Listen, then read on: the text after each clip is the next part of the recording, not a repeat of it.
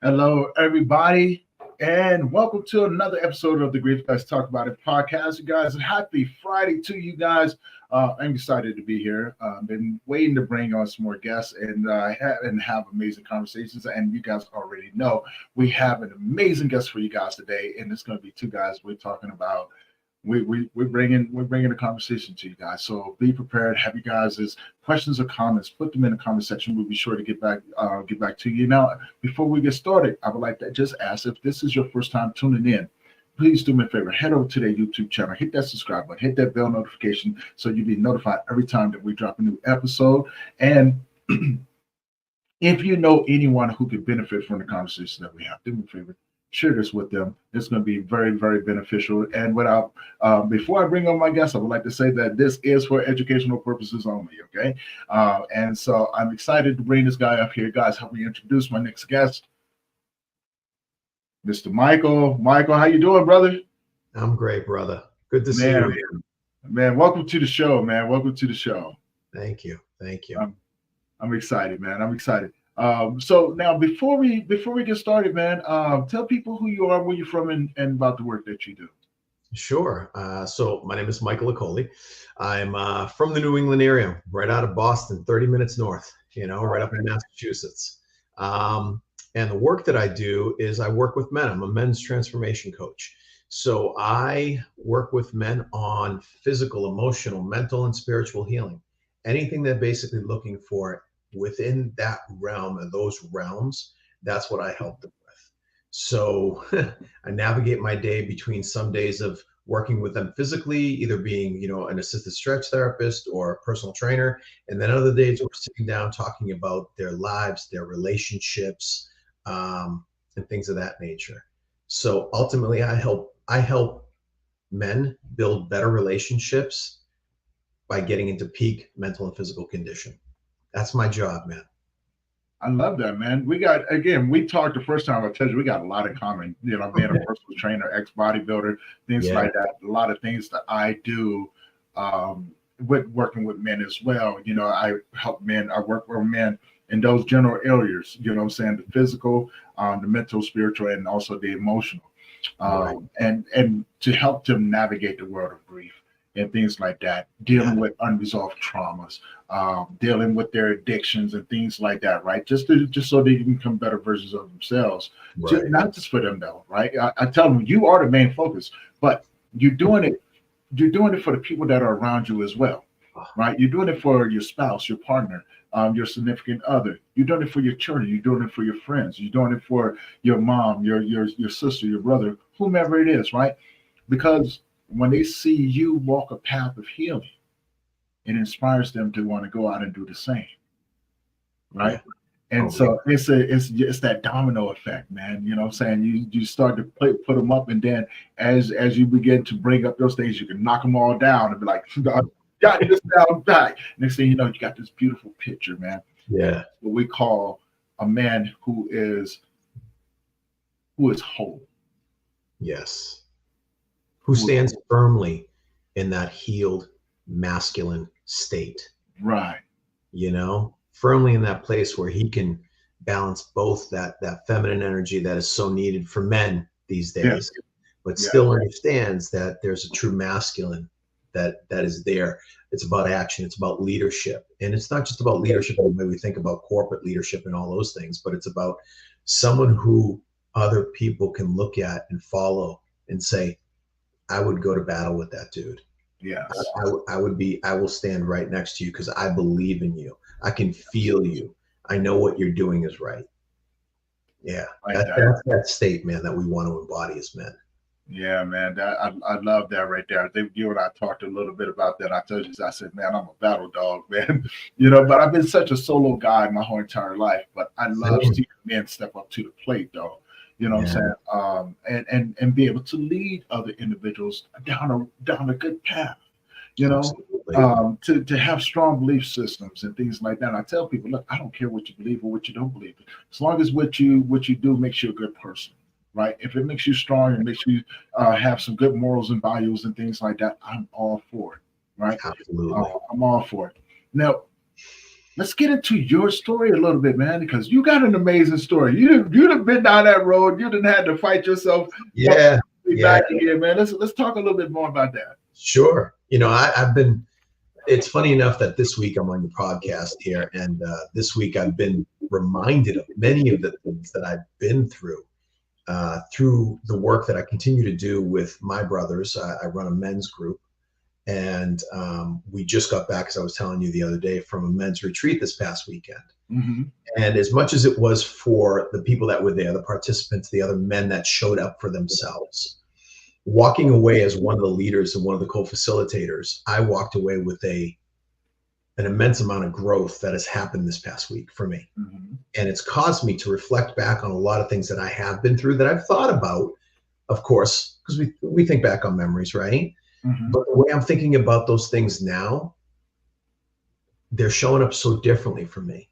The fact that I was reminded that, yes, I lived in my car for just over 3 months, and I thought about those things before, but then when I think about it now, I look at it like going, wow, is that an emotion I hadn't processed yet? Something that I didn't deal with at the time that I now need to kind of revisit a little bit and not spend so much time on, but just kind of pay tribute to that. Like, take a look at like where I've been, the Mm-hmm. things that I've gone through, the struggles that I've had and the challenges.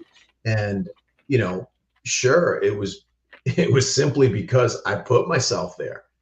I always tell the guys that I coach that you're the problem, but you are also the solution. It's a 2-4 here. Whether you want to realize that or not, but as soon as you make that realization, you have the key. You got the key to get out of that situation. So this week I've been reminded of a lot of the places and things that I've gone through and experienced. So, man, it's been a roller coaster ride for me. So I don't know where you want to start or wherever you want to start. Like I said, when we talked, I remember your words to me. You was like, dude, you just brought us some stuff that I hadn't even thought about in quite some time. And so you said that, I'm like, yeah, that tends to happen when you talk with me. Right. I mean, it's going to come out. It's going to flow. And I told you the other day, I'm an open book. Right. Go ahead and ask. You know what I mean? So yeah, I mean, wow. I guess I'll say I'm one of those. I'm somebody today that does the work with other men and helping them heal and move through their life in a better way to become that better person, not just for themselves, but for everybody around them, like you said, because I've walked the path that many of them are still walking and don't know how to get out of. Right. And I've been able to take my pain, the struggles, the challenges, my pain, my hurt, and turn it into a positive. Yes.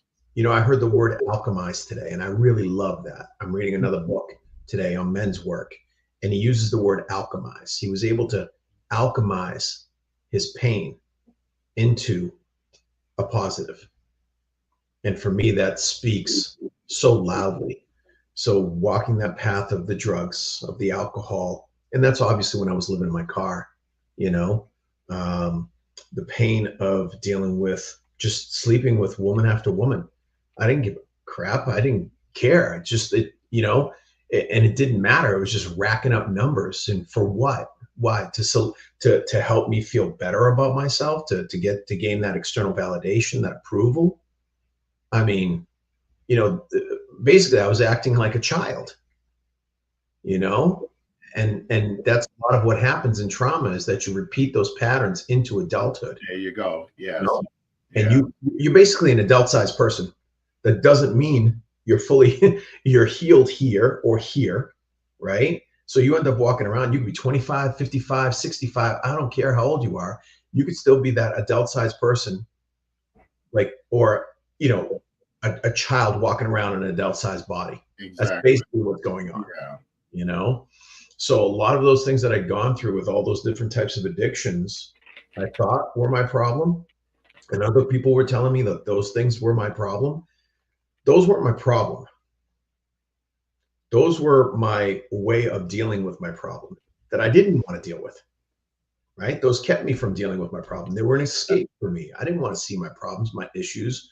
I don't want to deal with that stuff. So I used every type of addiction that I can get my hands on, food, work, whatever, to walk away from my problems and not deal with them.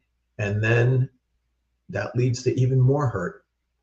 And through that process of being hurt, coming out of this, and even this past week, being reminded of that hurt, that pain that I suffered, you don't realize that hurt people, right?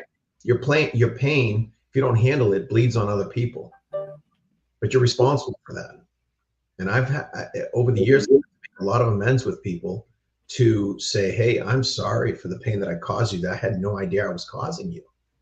Family members that, were literally my sister, parents trying to help me, and they just couldn't, and they knew it. And got to a point where it just came to a head, and that's where it hit. I had to make a change, and the change, even then, it still took some more years. So I got away from the drugs, I got away from the alcohol, I got away from those things, right? But then it took even more years because I still didn't deal with what was going on in here. I didn't deal with my problems. All I did was learn how to cope with it just in a different way and use another addiction. Oh, now I'm going to immerse myself into becoming a high achieving man, successful. I'll just walk away from still all my problems, not deal with them. Right. So I become successful, but guess what? That success only lasts so long. Why? Because I'm going to self-sabotage myself. I'm going to make sure that I do everything in my power, subconsciously, to wreck this right now, right, to destroy it, because I don't feel like I deserve this. I don't believe in myself. And that was a programming that I've had ever since I was a child. Mm-hmm. It was because I had people around me, teachers, mentors, things like that, that would tell me, you'll never amount to anything. You won't be anything. Why are you so stupid? You can't read. You don't want to do that. And I look back, and this past weekend was such a beautiful moment for me, because the day we left, we were doing an activity. I think I mentioned this to you when we were talking. And we got into, someone had to reflect back what they saw in me. And this is someone that I've been working with for quite some time now, one-on-one coaching, another man. And he says to me, I see you as a mentor. I see you as an educator. I see you as a natural born teacher. That hit me. And there was resistance. There was a wall there for a day or two.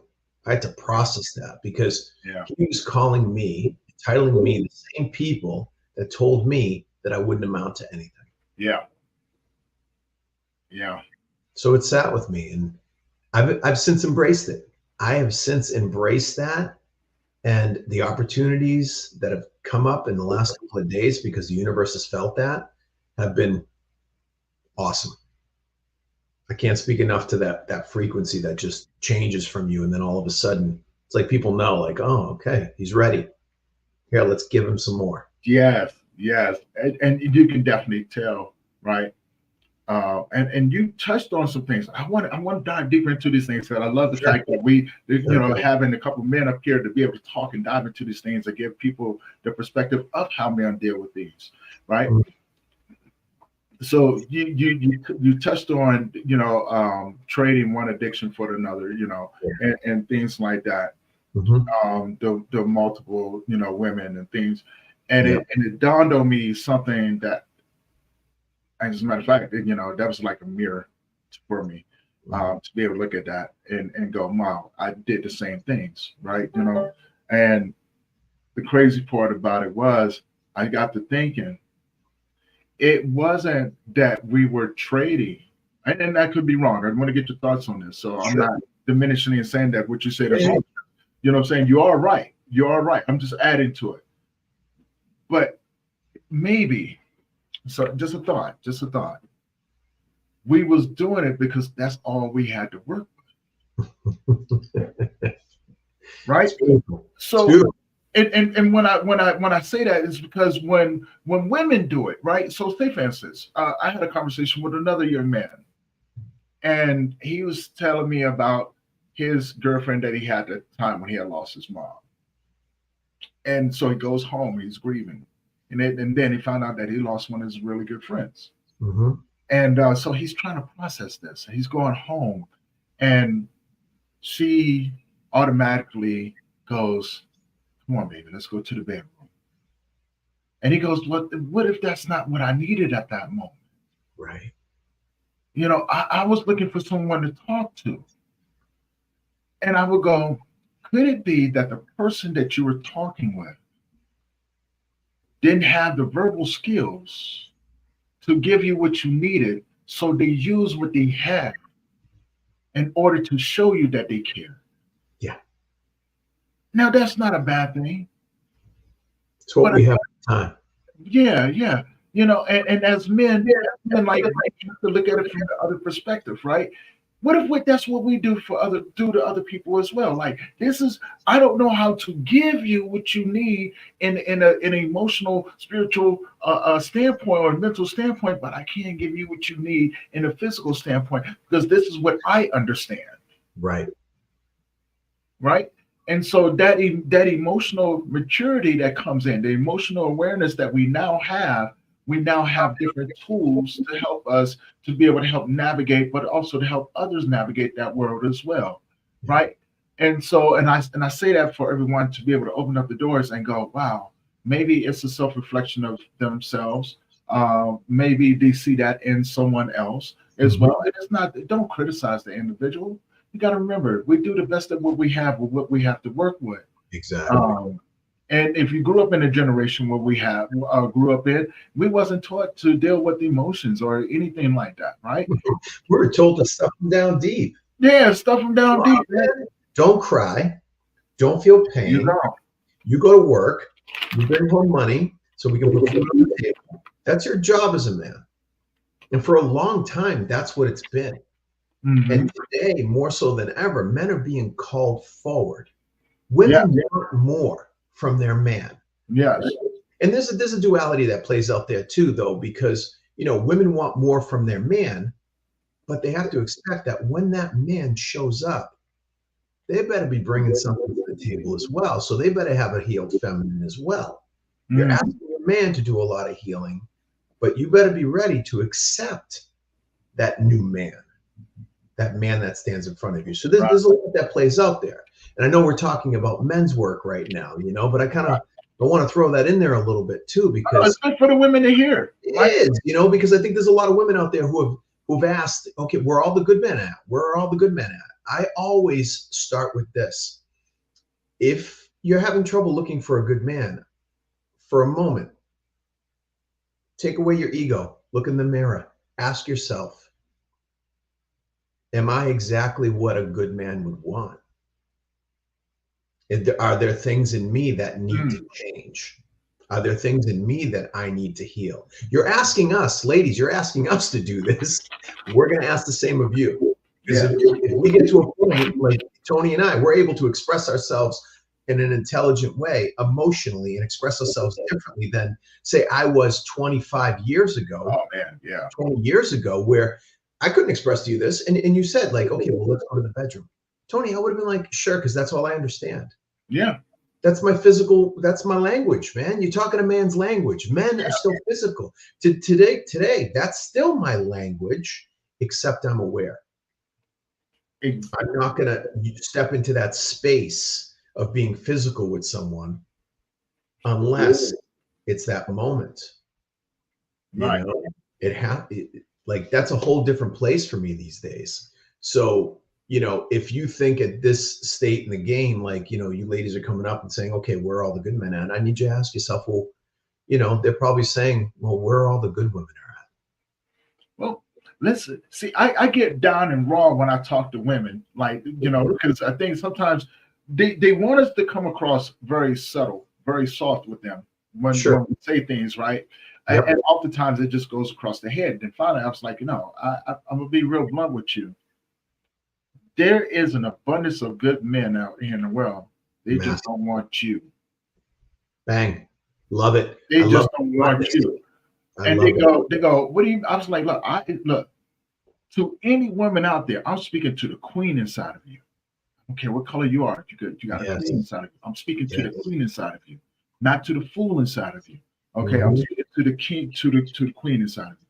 For the simple fact of the queen inside of you understands what it's like to be in your feminine energy. Mm. A queen understands what it's like to have a role in a mass in that in the world that she wants to be in. She understands her place is by the side of whomever she chooses to be with, and rightfully so, because the man needs to understand that as well. As a leader, as a provider, as a protector, you know what I'm saying? We have to do work on ourselves to become more emotionally aware, to be better versions of ourselves for them. If we want to be able to lead our woman, then we have to be able to stand up into our righteous place as a king in our realm. Agreed. Oh, Right? spoken beautifully, Tony. You Spoken beautifully. know, Yeah. and that means being able to articulate what's going Mhm. on. And it's a you have to learn these things. You have to be able to put these things together to create an environment for each other to be able to prosper and build and you know what I'm saying, and grow. Right? Mhm. Yeah. It's the oldest saying in the book. You you reap what you sow. Yeah. So make sure that you sow the seeds that you want to harvest. Exactly. A lot of people don't know how to harvest, No, they do not. They right? do not. What There's do a you lot of women today that are very in their masculine, right? right? And they step up and they will come at their man like a man will come at a man. Mm-hmm. Yet you want, and I've heard this stated, so this isn't me, but you step up like a man to your man, but you want the responsibility of a child and you want the benefits of being the woman in that relationship. Mm-hmm. You come at us like a man. We don't even allow other men to come at us like that. Exactly. You know, like why would we tolerate that? Exactly. We wouldn't. If you have a man who is truly in his healed masculine, we're not going to tolerate that kind of behavior, that disrespect. There you It's go. not going to happen. There you You go. know, so that's, you know, I work with women as well. I've refocused my attention to men as of late in the last year and a half, Okay. right? But I've been working with women, and something a lot of people don't know, I've been working with women now for the better part of 15 and a half years. And at one point prior to a year ago, my client base was 95% female. So I got this very beautiful look at the female mind and the female set of emotions and how they speak. And for me, that was such a pleasure and such a gift that I now take that to my men clients. Mm-hmm. I take that to my guys and say, okay, well, you need to, you know, here's what's going on, but are you seeing this? Exactly. Because women don't mean what they say. What they say is what they feel. Right. And Yeah. we don't hear that. We hear what they say. As men, we hear what they say. We don't hear what they feel, but they say what they feel, Yes. you know? So we have to learn this new code, this new language. And that is making us as men step more into our feminine to understand that. That's where that nurturing lies. That's where that emotional intelligence lies. You know, so it's causing this beautiful thing that's happening in the world. And of course, anytime those things, you know, got to get to a beautiful place, there's always friction. You know, there's always friction beforehand. And that's a lot of what's happening right now. That's very true. That's very true. Whereas, you know, like, and I think, thank you for saying that, because of the simple fact of, you know, I've primarily always just worked with women, things like that, because it's a safer environment for me, right? It's a place where I'm comfortable. It's where I'm more effective, right? Yeah. You know what I'm saying? And the reason being, right? And I've told people this before. As someone who works in the grief field, my gift is very strong. It attracts people and things like that, which has made me have to step back and really evaluate conversations. Of course. And I, you know, in the beginning, I didn't understand my gift, right? Before I even knew that it was a gift, I didn't understand it. So I was like, oh, yeah, really? You know, and I was, you know, I made some really, really wild decisions. And then as I got older, or when my gift became more prominent and I really started to tap into it, I realized there was two type of conversations that I can have with a woman. I can have the one where they're showing up for my gift, Mm. and I can have the one whether or not they're showing up for me. Now, if they're showing up for my gift, I listen to the conversations. That's why I'm not too quick to go jump around like that anymore. Right. Because I understand what trauma bonding is. Oh, Right. I understand deeply what that is. Right. Yeah. And so when I hear your conversation and your main conversation is talking about what someone else has done for you, I know right then and there what you're here for. Right. Out of respect for myself and for the individual that I'm speaking with, I put up a bond. I put up a wall. This is where we do not cross. I can love you mentally, spiritually, and emotionally, but I cannot love you physically. Mm. And that takes discipline. Yeah. From a man's point of view, or from a man's energy? Yes. Oh, absolutely. It takes discipline because, for one, if I know that you're here to get pieces of my gift, I would be dead ass wrong if I took advantage of you. Right. Of course. Right. So I'm willing to give you that piece of me, and let you take that with you, because the pieces of you that's going to be healing along the way is going to be for the person that you belong to. Absolutely. That's not my right to take that away from him. Absolutely. And you build good friendships that way, right? Not everything has to be about that. And so now I want to ask a question, and I want to get your perspective on this. When men finally realize the trauma that we have gone through, or in your perspective, from what you've seen, how surprising is it when you bring it to their attention? Or does it surprise them at all? I've had kind of like mixed messages, in the sense of, like, some will look at me and completely be like, oh my God, you make perfect sense, and I can't believe I haven't seen that till now. How come nobody's pointed this out to me? So I think we have the ability to understand these things. And then I have others that are, if they're in my office, it's simply because they're ready to make a change. Right? So they're willing to start to take a look at things from a deeper perspective. But then I'll have some men that'll just look at me and be like, I'm still going to be skeptical, because most men are skeptical, right? We know this from male energy. Most men are just that way, right? Well, yeah. And that's our job. We're protectors, right? So we have to be skeptical up front. So because of that, it creates this, I'm going to need to see some more from you to trust that what you're saying to me right now. You better stop calling me out. I'm telling you, to trust that what I'm hearing from you right now is real. Because I don't know if I'm ready to bring you on as my coach.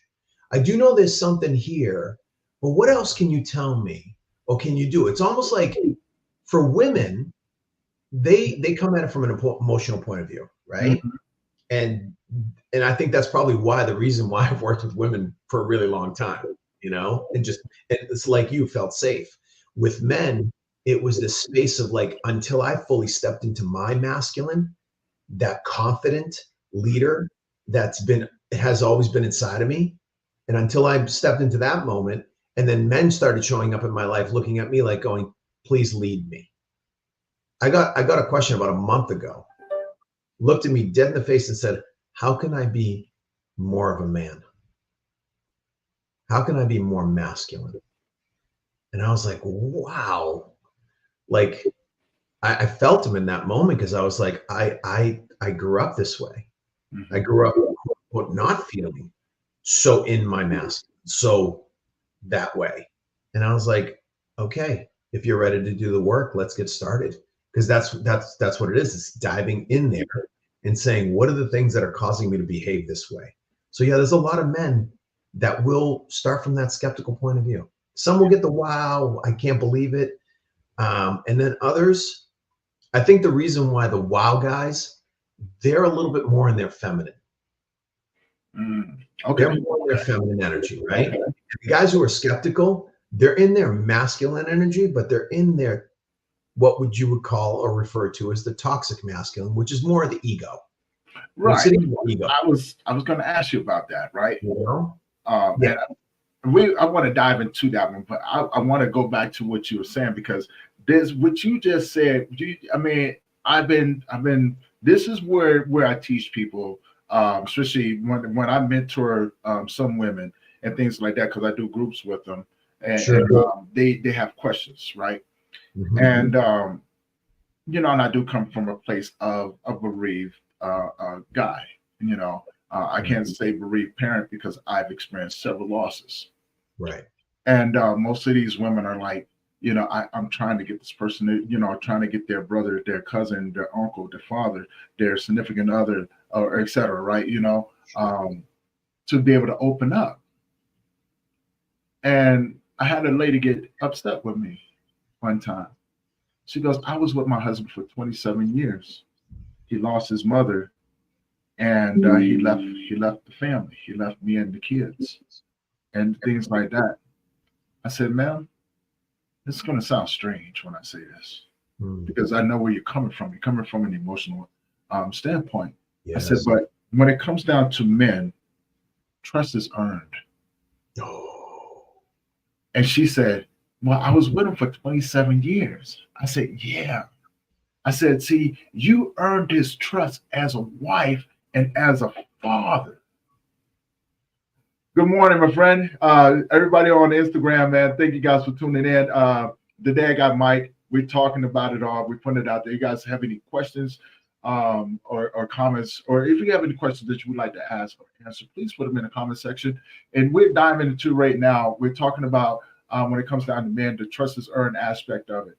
And so Mike is a men's transformational coach. Of course, we're unpacking a lot of things here. So guys, put your questions in there. Women, especially if you have any questions that we can answer for you, please put them in the comment section. We'll be sure to get there too, man. Good morning, King. Thank you for that, man. Thank you. Many blessings to you. So going back, I told her, I said, he lost the first person that he's ever loved. Yes. His world has changed, and so has he. Now, regardless, he may have known you for 27 years. You've been intimate, physically intimate, mentally intimate, spiritually. Y'all have walked this path together for a very long time. In that moment when he lost his mother, all of that went out the window. Yep. And she goes, well, I don't know. I said, no, I understand. I said, but now let's go back to before he met you. Life had taught him that no one cared about what he went through. No one taught him how to express his emotions.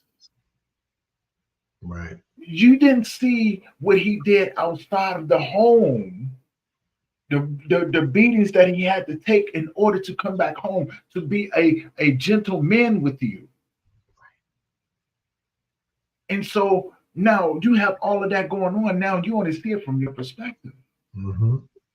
I said, but to be honest with you, and as strange as it may sound, you were supposed to earn his trust again. Mm-hmm. In this new world that he's now trying to navigate.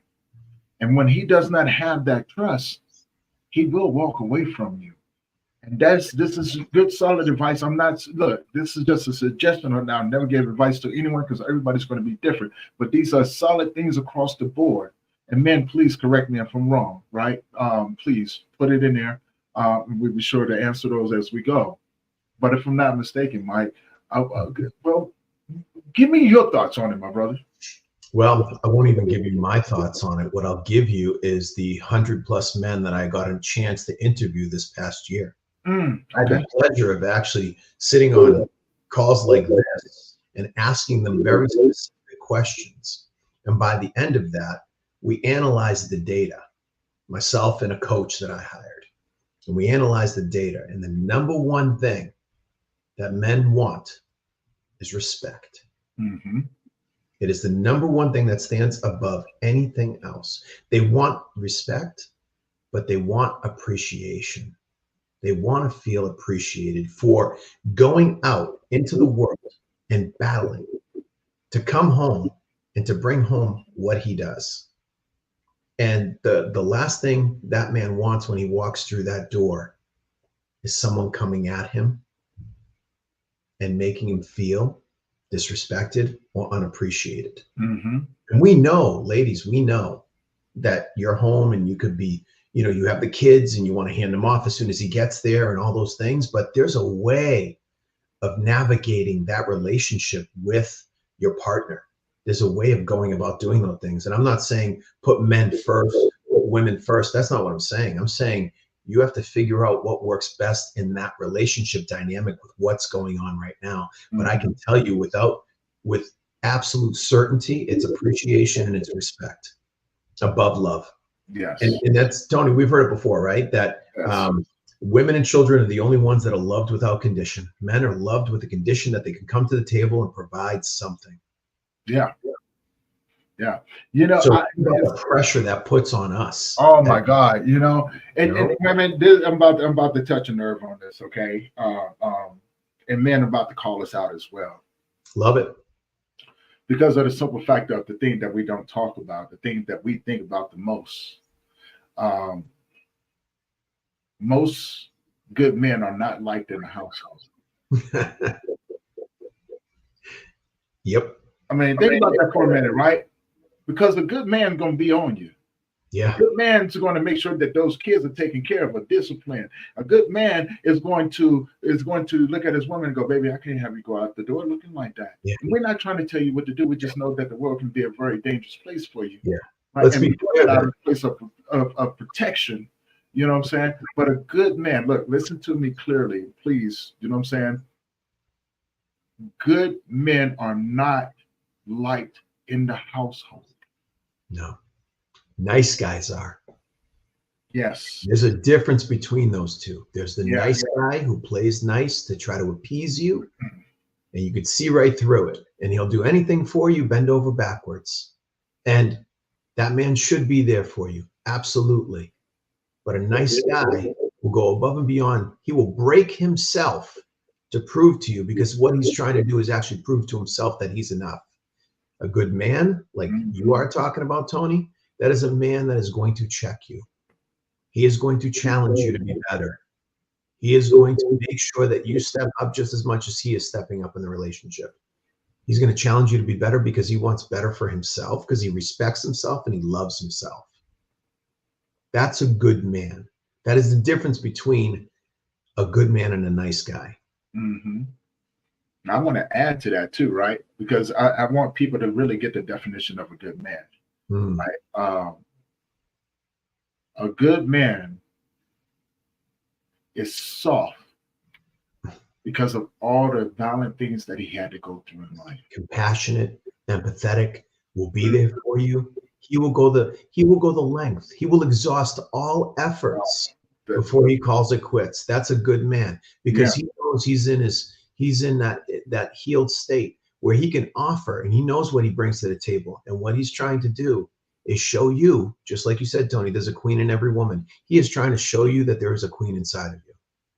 Yeah. And to add to what you said earlier, I'm saying appreciation and respect. Men want you to speak to the king in them as well. Damn right. Speak to the king in them. Yeah. Because of the simple fact of, look, healing is hard, and a lot of times we get so used to the habit of going out here into the world and having to constantly fight. Mm-hmm. You know what I'm saying? Because there's a thing that we have to do. We have to survive. Right. To survive this world. Most of us never get the chance to live in the world. No. Right? And then, and I'm speaking a little bit from mine. Those who follow me on Facebook know I've been putting a few videos up, dealing with the anniversary of my son coming up for his overdosing. Some people have seen the videos and things like that. I would tell you, I've been healing for a very long time. since I almost didn't make it, right? And I didn't understand it at first, but I had been corrected and redirected. I've been humiliated and humbled. Mm. Um, and then I had to learn how to respect myself before I could respect others. Right. And then, as Dr. Jordan Peterson said, that monster inside of you got to learn how to control. Oh, I love that man. Right? Yes. Love that man. Right. His quote is beautiful because you got to be dangerous. You got to have it. You got to be dangerous. You got to have that monster inside you, but you got to be damn well sure you better be in control of it. Yeah. Because if not, that monster come out to do something, right? The monster make you go through things that you normally wouldn't do. But of course, that's why there's good men in the world. Mm-hmm. That's why there's good men in the world. Those men learn how to control the monster that they were. Exactly. And so those make your protectors. They make the leaders. They make, you know what I'm saying, the good fathers. They make the good husbands. They make, you know what I'm saying, good brothers, good sons, and all of those different things, because we are willing to go to the ends of the earth for the people that we love. Yes. And we understand that when we go out into the world that we have to fight. Right. We have to fight on a daily basis. We go to a job that we don't like. Only to make sure that you're taken care of, right? But you never see that because you just see what you want to see, perception versus reality. Exactly. Let's talk about, let's dive into when men grieve. What does that look like from the perspective from a men's transformational coach when they're fighting the notion of being vulnerable around others? Yeah, wow. You know, I'll go back to this past weekend, right? We got 10 men, 10 of us. And they all come walking in on Friday evening. They're starting to, come in. You can tell there's restriction. They're constricted. They're closed off from everybody there. They're skeptical. They don't really even know what the hell they're doing there, And as the weekend goes on, you can feel the tension. You can feel the intensity. You can feel the anger. You have to understand that, like, men express themselves in anger, right? Mm-hmm. It's the thing we do. And you get to the end of the weekend, and now they're so open. They're hugging each other. They're exchanging numbers. They want to connect. They want to be vulnerable. They want more of that. Yeah. They want more of it. Like, men, they don't know that they need it. But the moment they get it, they can't fucking live without it. Yes, exactly. Right. Isn't it beautiful when that happens? Oh, to see that this past weekend in the transformation in those men, just in such a short period of time, to make that realization of, like, I haven't had this. This feels really good. You mean that I can call on the guy next to me, my brother here, and I can talk to him? Yes, you can talk to him, but you can also do something you've never done before. You can come up with solutions. It's not just about you and I talked the other day, right, about going out and talking to your buddies and having a couple of beers and doing those things, right? There's something there that it helps. That's what they need. That's what they have at the time, right? But then there's another level to it that you can actually get to the point as men to come together so you can work through things and come up with solutions on how to move forward, how to step into that new man that you're trying to create. Right. That's the brotherhood. Right. That's what brotherhood stands for. It's deeper. And, grieving from a man's point of view, I think a lot of them, and I'll speak a little bit for myself, like grieving, there's so many different types of grieving. Right. As I was healing years back, I started to realize that there's always this resistance and this play back and forth, right? This sway back and forth of, like, oh, I'm changing, but I don't want to leave this life a little bit. I like it. It's fun, but I'm changing, but I know I need to change. And we don't realize that as we heal, we're losing the guy we used to be. We're grieving the person that we used to be. Yes. We're lost there. That's a loss. That was my identity, Tony, for a long time. I created it. I created the avatar. right? I created this identity that I thought was me. And I mean, shit, it served me for a really long time.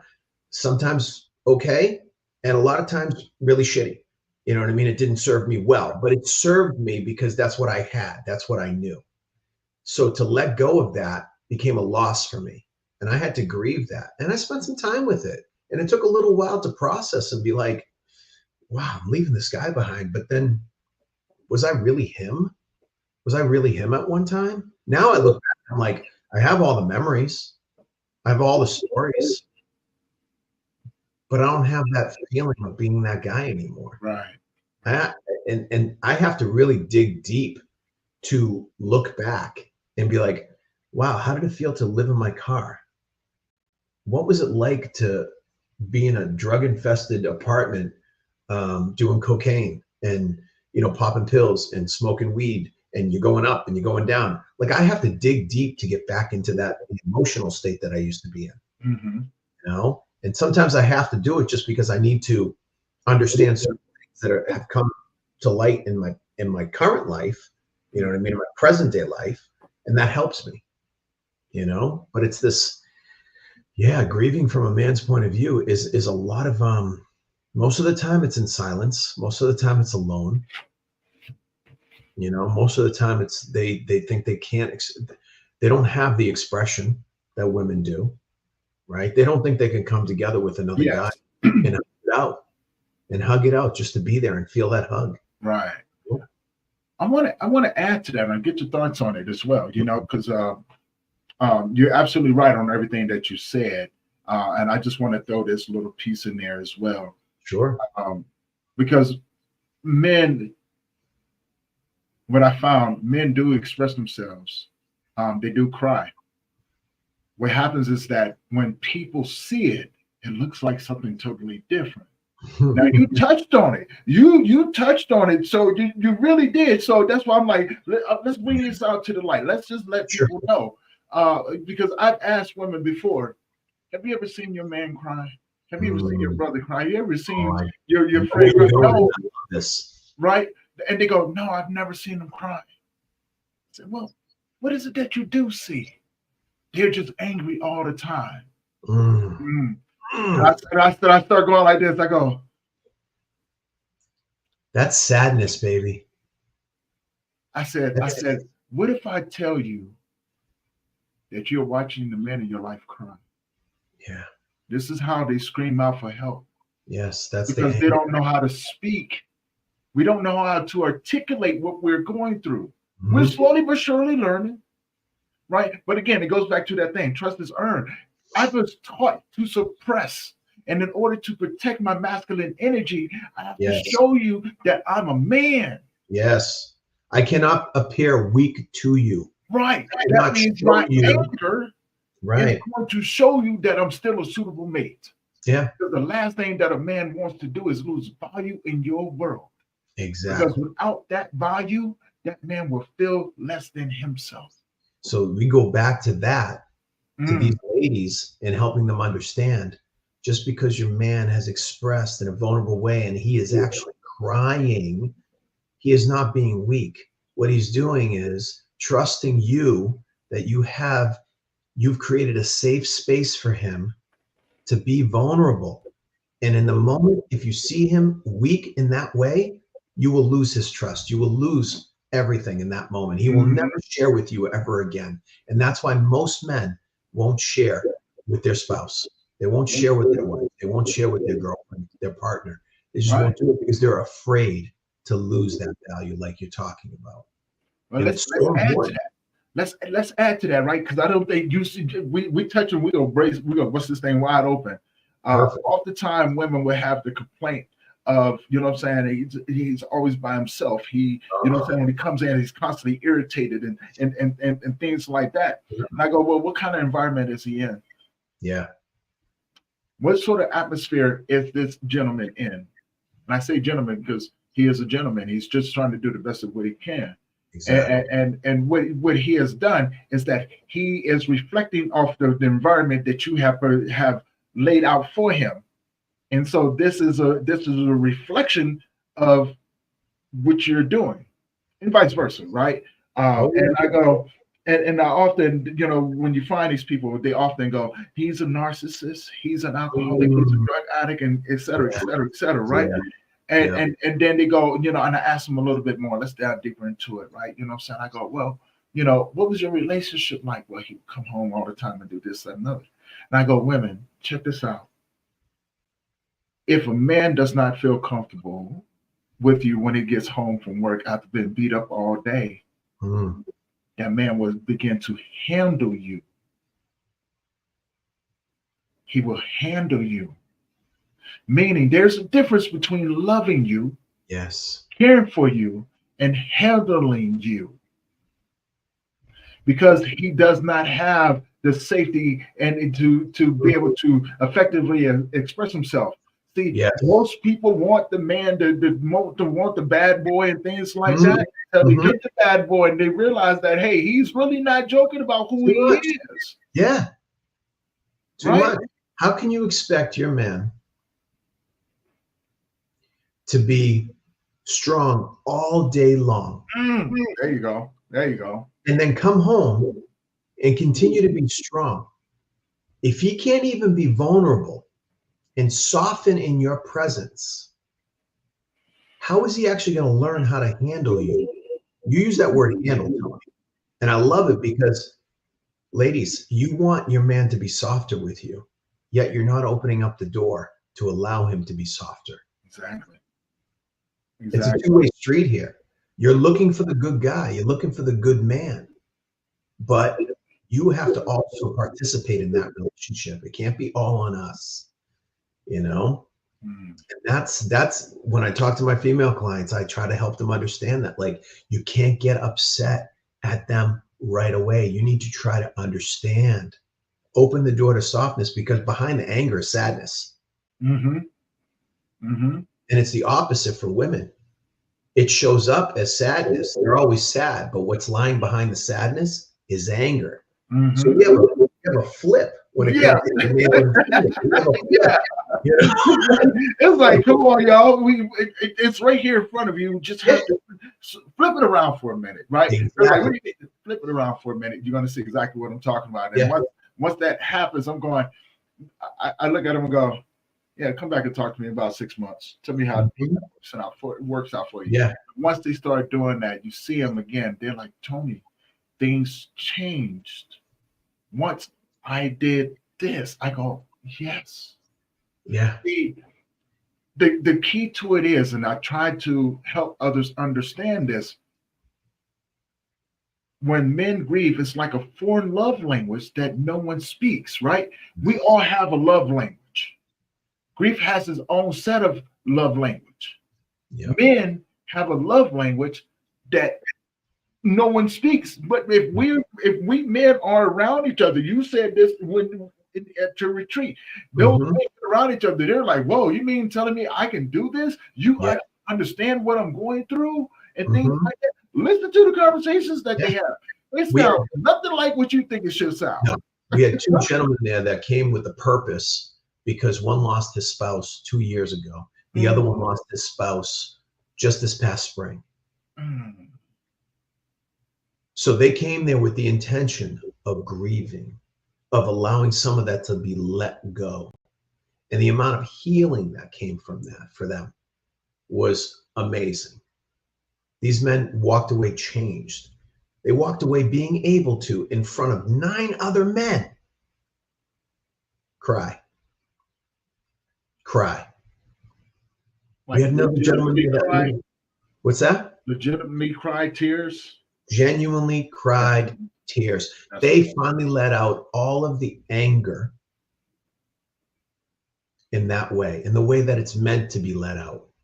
And they let it go. They released it. We had another gentleman there that was literally, he said at the end, he goes, I don't know what these feelings are, but why am I getting emotional? I'm crying. I don't understand this. I've never felt this way before. And I'm like, because you're finally realizing that you can.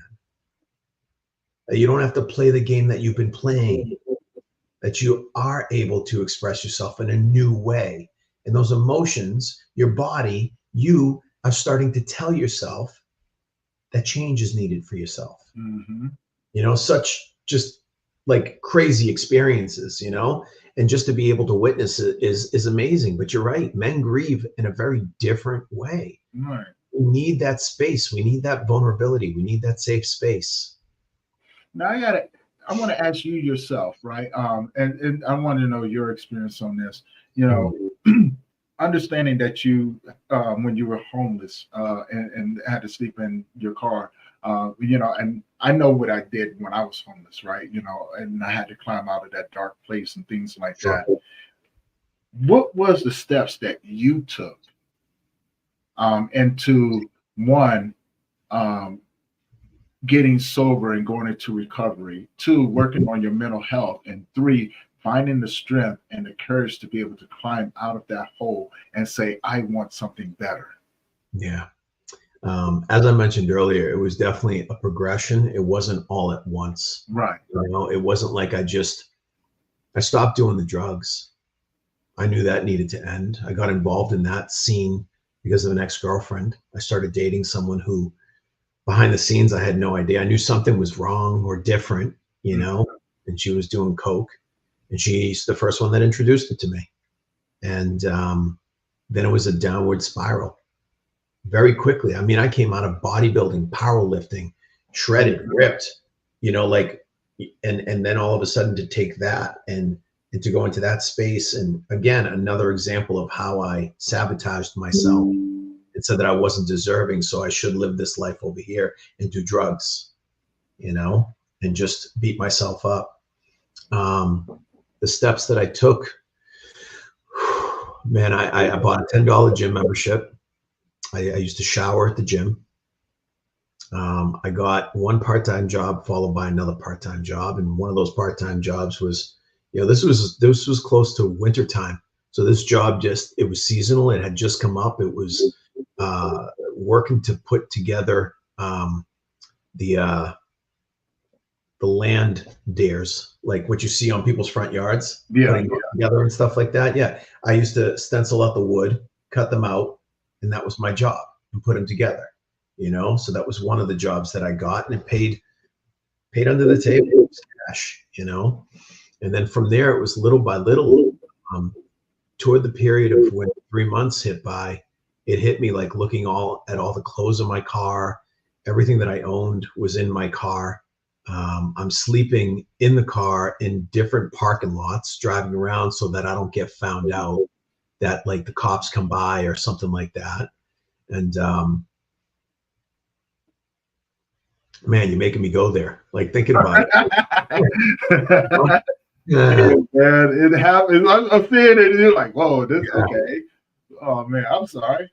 No, it's cool, man. It's cool. It's just something I haven't really. You know, I tell the story to people sometimes, but I don't tell the story of like looking at all my clothes and looking at all my belongings in the car. You know, that hit me, and after a period of about 3 months, I got to a point where I was like, I can't do this anymore, and I need help. I didn't want to ask for help. As a guy, we're naturally like set up to not ask for help, to do it on our own. I'll figure it out. And that was my motto, is I'll figure it out. I'll get better here, you know? And I started to see that it was going to be an impossibility for me to do this alone. So it was knocking on my parents' door, man. I was calling them up and, can I get myself back on my feet? Can I come there? And that was hard because they knew at that point all the things that I had done, all the wrongs, all the mistakes. Now I got to live with it. Now I got to make amends. I mean, I had a sister who didn't talk to me for a year. You know? Yeah. It was dark, man. But I saw no way out. I saw a place where I needed to be in order to get myself back on my feet. And, you know, I moved back in there, and I started to, you know, I didn't do the drugs anymore. I was still smoking cigarettes as kind of a means to help to, you know, bring down that need for the fix, Mm-hmm. right? Mm-hmm. And then I was still drinking here and there, nothing crazy. And then I was able to get myself a better job, and start to come back on my feet. And that job started to help me pay the bills. And now I can start getting my fines paid off, this paid off, that paid off. And it was just little by little. That's why I tell some of the people that I coach now, like, if you're overwhelmed, you can't look at it all at once. You have to chunk it out. You have to break it up into pieces. I didn't go the traditional route of rehab. And I hadn't seen my doctor in about 5 years. And I come walking in and I'm sitting there, and he comes into the room and he goes, this is a doctor that it was my doctor since I was 13 years old, and at this point I'm about 25, 26 years old. And he goes, I haven't seen you in about 4 years, it says here. I said, yeah. And he goes, so what happened? And I tell him the story. And he goes, so where did you go to rehab? And I said, I didn't. He goes, how long have you been sober at this point? And off the drugs. I said, and sober is a bad word to use because I know it's, related to alcohol and stuff. And I hadn't stopped that yet, but the drugs I did. So I said, it's been about a year. And he goes, and you've had no, I go, no, I'm not saying I haven't had like little urges here and there come up or anything like that. I said, but I just know that I don't want to live that life anymore. And he goes, so that's how you did it. And I go, yeah, I moved back into my parents' house. I, curbed my appetite for it. I started to get a better job. I started to see my life come back together again. And I knew what I was doing in the time wasn't the person I wanted to be. I'd already known that. I still hadn't dealt with my trauma. I still didn't deal with the need for approval and validation and attention and stuff like that. I didn't deal with those things. So then, of course, started up the next stage of my growth, per se, as I like to look at it now. All the hard things that we go through is kind of like that's the growth phase for us. It's what we need to grow. So, those were my steps. I didn't go the traditional route. I didn't go to rehab. I moved back in with my parents. I found solace in the love that they were giving me, but that gave me an opportunity to prove, not just to myself, but to them, because it held me accountable. Mm-hmm. I can't fuck this up. Yeah. I can't do that again, And then, through my job, I met a woman who ended up becoming my wife. But prior to that, it was, I was working at strip joints part-time while I was working full-time. And, it was like just woman after woman. Nobody cared. So again, that's why I say, like, of course I stopped one addiction and then just substituted it with another. Right. Because I didn't take the time I needed to heal the things that were really truly going on. Mm-hmm. I would have to say, looking back, relationships were my greatest teacher. Mm. Okay. Yeah. They were my greatest teacher because they were mirrors to the things I didn't like about myself. The things that I saw in that person across from me were the same things that I didn't like about myself. Because that's what we attract. We attract who we are, not what we want. Right. People get that wrong all the time. They're like, well, I'm attracting what I want. I'm like, well, you better make sure that you are what you want. Because otherwise you're just going to get who you are. Yeah. If you're a mess, you're going to get a mess. That's just how it works out. Oh, that was a hard punch to the gut right there. I was like, oh, yeah, no, you did. But you know what? I can definitely relate to that, and I'm laughing because I too had to go through something similar. But my reality was a little bit different, and things like that. And what I mean, and a lot of people, they look at me, they're like, what? I was like, look, trust me, I know. So, but also I related to my gift, right? My gift has made room for me, but my gift is so unique that I understand there's boundaries I cannot cross. Right. And there's a reality that I had to come to terms with, and the reflection of the relationships that I had. You know, first foremost, I had to admit that I was the toxic one in most of them. Oh, I yeah. was the toxic one, so accountability. And the questions that I used to always have to ask myself is like, why do everybody always leave me? Right. Things like that. It wasn't until when I got into the work with really working with men that I realized I was the one leaving them. Yep. And what does that mean? Well, let's go to the truth of the matter.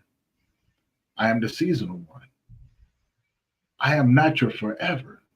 I'm the seasonal one. Now, understanding that, I now have to discipline myself, not to hurt someone else, because I realize that if I'm the seasonal one in your life, I'm only walking you to your next destination.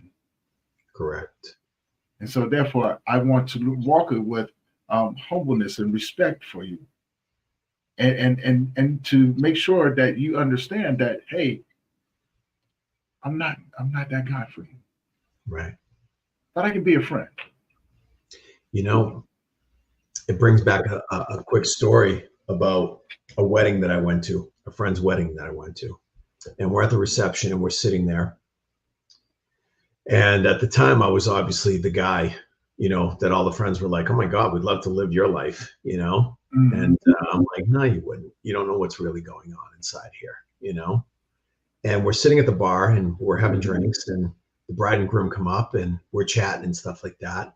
And I don't know how we got on the topic, but the bride looks at me and says, well, yeah, you're not the guy you marry. You're the guy you sleep with the night before the wedding.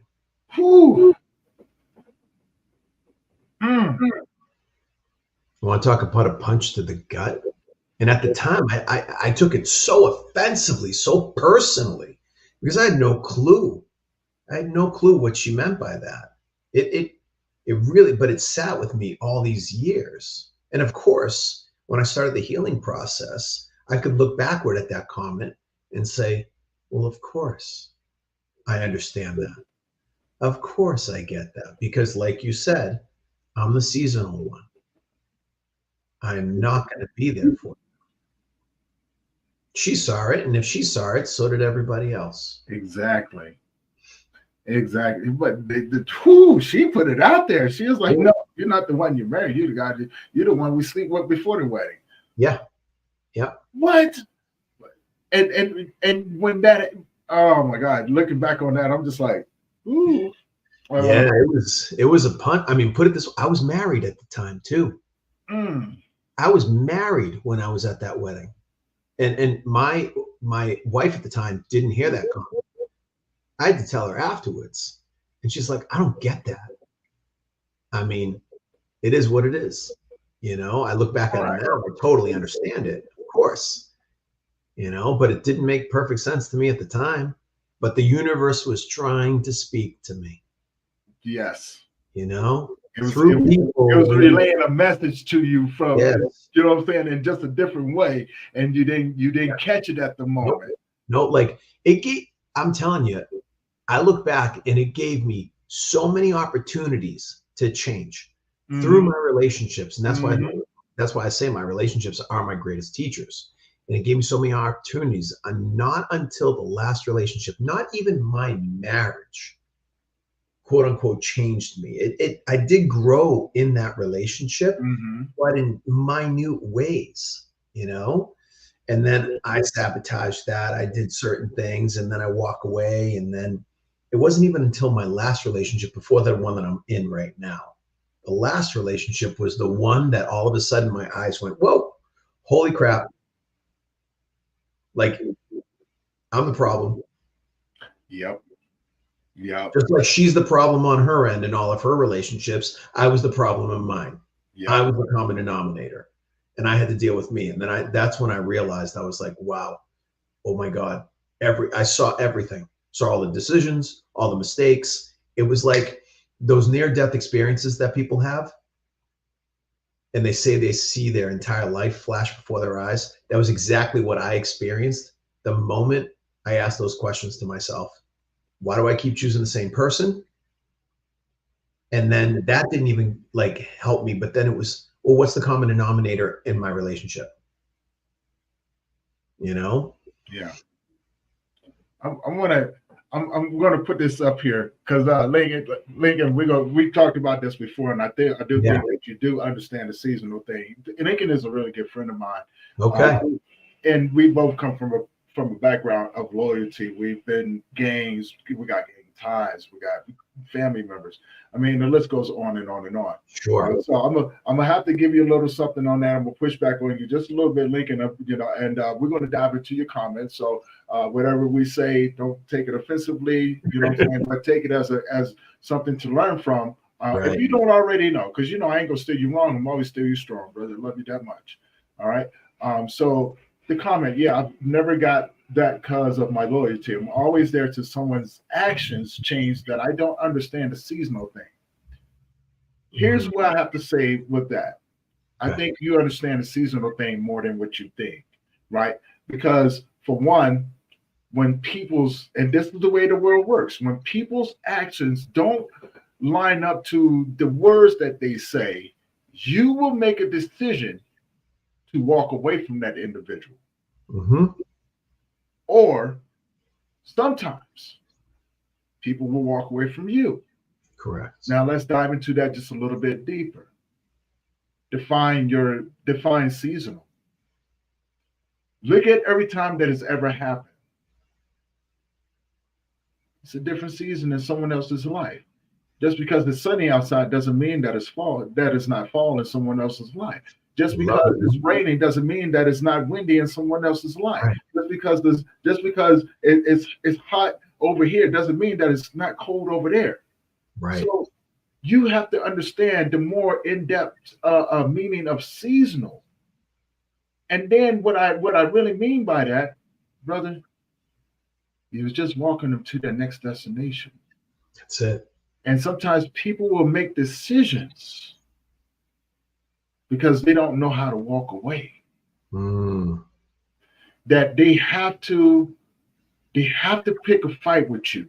They have to force you and put you in a place to where you will make a decision to push them away and be angry because they understand that in order for them to move on, or in order for them to be good, feel good about what they've just done, they now have to piss you off to get you angry enough. Yeah. Push them away. And that's sabotage. That is it right there. So, and that's what I mean. And Mike, please elaborate on it a little bit, if you would like, Sure. But that's what I mean by seasonal one, brother. And this is why I tell people, you don't have to fight with me to walk away from me. Yeah. I'm okay with you going to your next destination. Well, Tony, it takes such a self-aware person to be both the participant and the observer in a relationship. Yes. To make that kind of a comment and statement right now. And that's profound. That means you've done so much growth. Just me hearing that. I know that. Just if I didn't know you from anything else and I heard you say that, I would immediately say to myself, this man has done the work because you get it. Yeah. There are people, the easier way to explain it is that there are people that will come into your life and that they will stay. And then there are other people that are meant to visit for a short while so that you can each learn from each other and be on your way. Sometimes the learning isn't on both sides. Sometimes you're there to teach them something, and sometimes they're there to teach you something.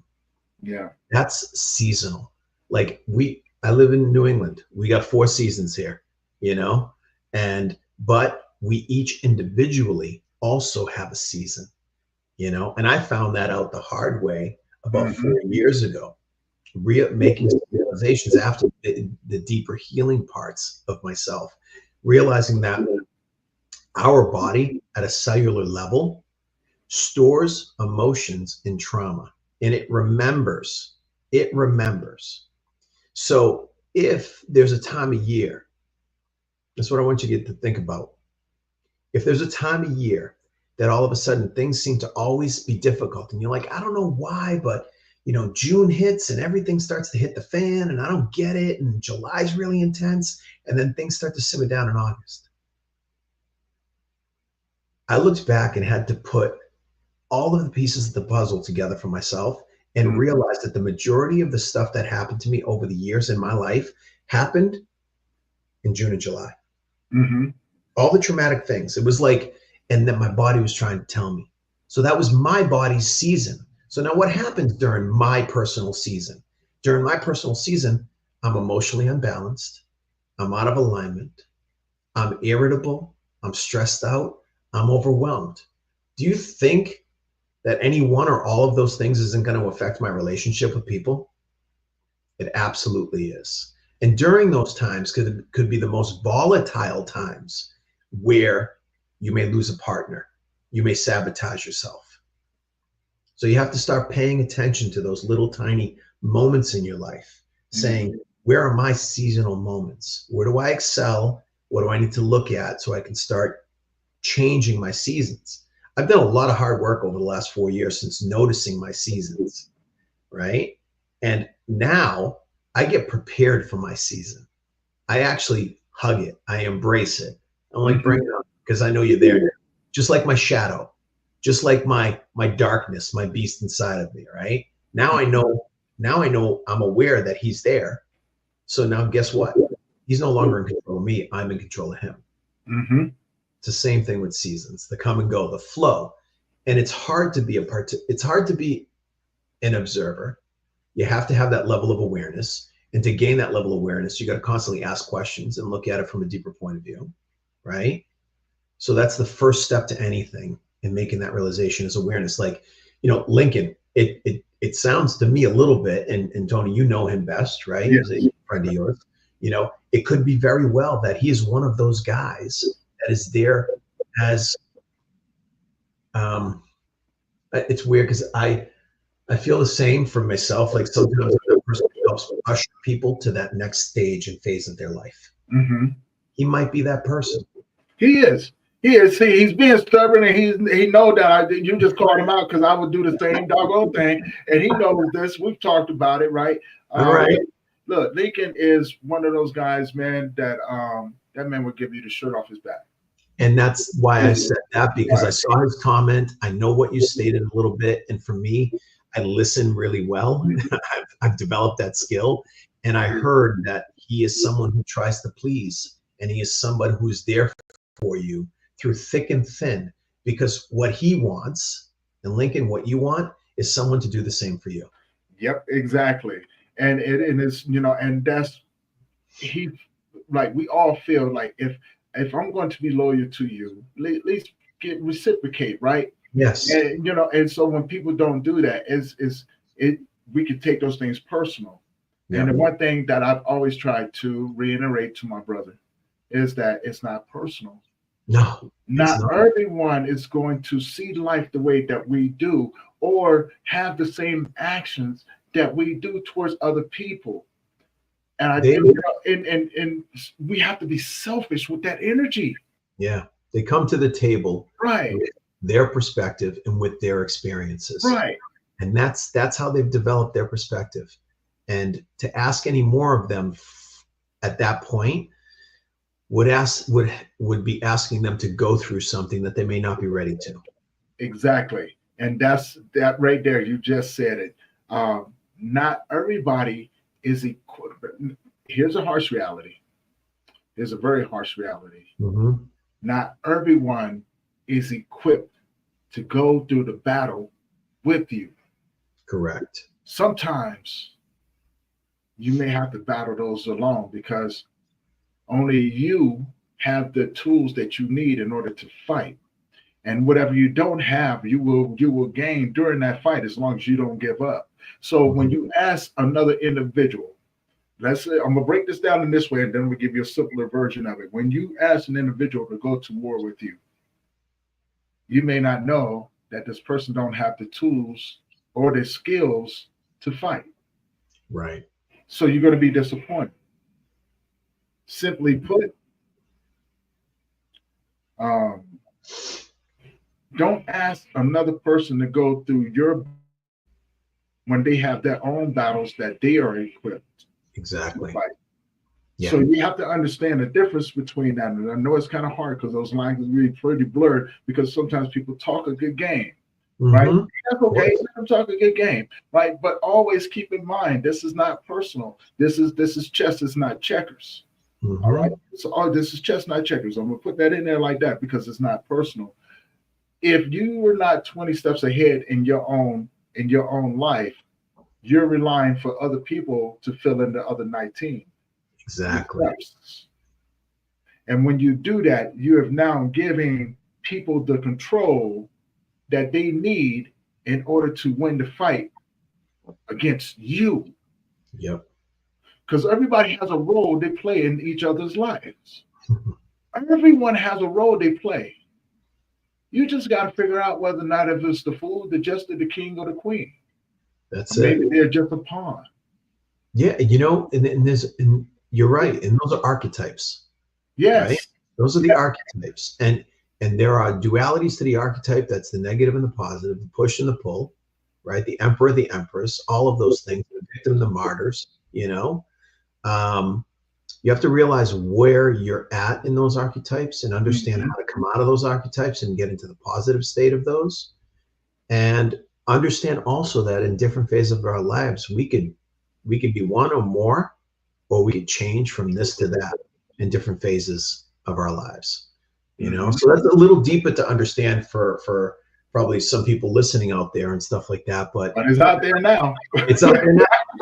Honestly, do some research on archetypes. Hey, understanding the duality and understanding where you might lie. Like, are you someone who pulls a shirt off your back and does all these things for people and stuff like that? But then are you also the same person in the same breath that comes back and complains about doing those things? Because I'll tell you, what you're doing is you're sitting in victim status and in martyr status. You put yourself out there as a martyr, but you're also putting yourself in victimhood because you're complaining about it. Right. And it's as if you've done it, but somebody's done it to you. Right. Right. So there's a lot at play there. Oh, man. We're gonna go ahead and wrap this up because we've been. I know we can keep talking and things like that, but I definitely got to have you back on, and we're gonna dive into some more stuff, man. Because I love this conversation. But my stomach just started growling, and I'm like, I gotta get something to eat.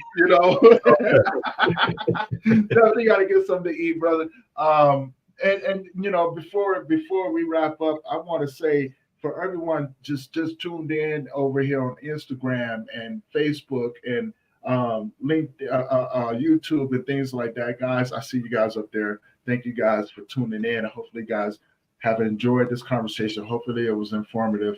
And Lincoln, why you see again? You're taking it personal. Ain't nobody call you a victim. Then nobody call you a victim. You got your face. I'm gonna give you a call. We're gonna have some words. Then nobody call you that. Now take it back. Take it back. Take it on you. Okay. I'm calling you out on live. Okay. I'm calling you out on live. Take it back. Sorry, you're a victim. We just putting it out there. And if you took it personal, then maybe you need to think about some things. Okay. There you go, my brother. There you go, man. Hey, love you, man. For everyone, man, thank you guys. You guys have made this a great show. And thank you to my guest, Mike, for being up here. Thank you. And Mike, before I let you go, man, tell people where they can find you, brother. Sure, absolutely, man. So they can reach us at our website at danverswellnesscenter.com, DANVERS, wellnesscenter.com. Info at soul, SOUL, warriorconsulting.com is where they can reach us. And I'll provide all my information, Tony, to you. Yes, so you can send it out and stuff like that. But those are the two places that you can start to go to look for me. And they can just look up my name as well, Michael Locolle, LOCOLLE, and Google me, and they'll find quite a few things out there. You have a podcast as well, right? I had a podcast that I ran at the beginning of the year. We did about 6 episodes, and we decided not to pick it back up at this time. But it was a lot about trauma. It was a lot about, I was co-hosting it with someone else. Okay. Both of us had a lot of projects going on, so we've kind of pulled back on that. But yeah, I mean, we're going to have, we had that podcast, still 6 episodes out there. It was called Evolve or Remain. So you can find it on YouTube, Spotify. And then we're going to have another men's retreat come up in the spring. And then we're doing a couples retreat next fall. The spring retreat is probably going to be held here in New England, somewhere in New Hampshire or Vermont. We haven't quite decided that yet. And then our fall retreat coming up next year. We're going to probably Sedona. We're going to travel some, and we're going to hit some really beautiful places and stuff for that couples retreat. Yeah, let me know, because if I can be of any service to that, please let me know. I would love to be involved in that. I love the fact of just the retreat and aspecting of it, and connection through all of that as well. And before I let you go, brother, sure. If you had any words that you can give to the audience right now, what would you give them? It's easier said than done when I say trust and believe in yourself. Mm-hmm. But if you want anything in your life to change, that's where it's going to have to start. And it's going to have to start with that relationship with yourself. So start mending the relationship with yourself, start believing in yourself, start loving yourself, start knowing that you can spend time alone with yourself and enjoy your own company. Take yourself out to dinner, take yourself out to lunch, and be there with just you. Understand what your energy feels like by itself before you decide to jump into anything else. Respectful. Definitely respectful. For everyone, I'm gonna give you guys an update and everything. You guys know that the magazine is out. If you haven't already, head over and get your subscription. The Grief Talk magazine, the only magazine dedicated to grief, trauma, and mental health. You guys already know we got articles, we got events, we got letters, we got podcasts in there, resources for you guys to be able to reach out and be able to reach out to those individuals, start your healing process. But also, as an update, we're still going forward with the conference. Okay, the Global Grief Conference 2025 that we're doing next year, April 25th, 26th, and 27th. Please keep it in mind. It is free for you to attend. So if you would like to do it, it is going to be live streamed. Head over to that YouTube channel. Grief Let's Talk About It podcast is down there below. My website is actually there as well. You guys can find the magazine there. The subscription a month is only $7. Okay, you guys go month to month, 6 month, or 12-month subscription. You guys already know. Go ahead and get it, right? And we got more stuff coming. We got the issue coming out in November. So we got a lot more things coming in. We added in a lot more partnerships, a lot more podcasts, all those different things. And you guys are going to see a lot. We got articles. You guys already know. We're bringing it to you. If you are a grief worker, mental health practitioner, or trauma-informed coach, and you're looking for a place to help you feel like family, head over to Facebook. Go and request to be a part of the Global Grief Network. We're a family of practitioners that are there to serve and support one another. Okay, love to have you guys over there, and it's a great place to collaborate and network. Right, you just never know. Families are getting bigger. What else is out there? We got a few other things coming as well, but I just can't remember at the moment. And for everyone who's been following me on Facebook, thank you for supporting me well as I go through this grieving cycle. As I approach my son's anniversary, and things like that. Thank you for your kind words. Thank you for all of the love and support that you guys are giving, and things like that. And I reciprocate that back to you, and I will continue. I'm not giving up just yet. I'm just tired, just a little tired. That's all. But we will continue bringing these amazing conversations with you guys. And guys, he's going to send us over his information. If you guys are looking for to talk with him, connect with him, please connect with him. Okay, that's what we want. And with that being said, for everyone there, love you guys. Thank you for your support. We're going to conclude this episode of Grief Let's Talk About It podcast, and we're going to see you guys in the next one. All right. You guys have an amazing day, and remember, don't forget to tell the people that you love them, because tomorrow or the next moment is not promised to us. And we love you. Peace.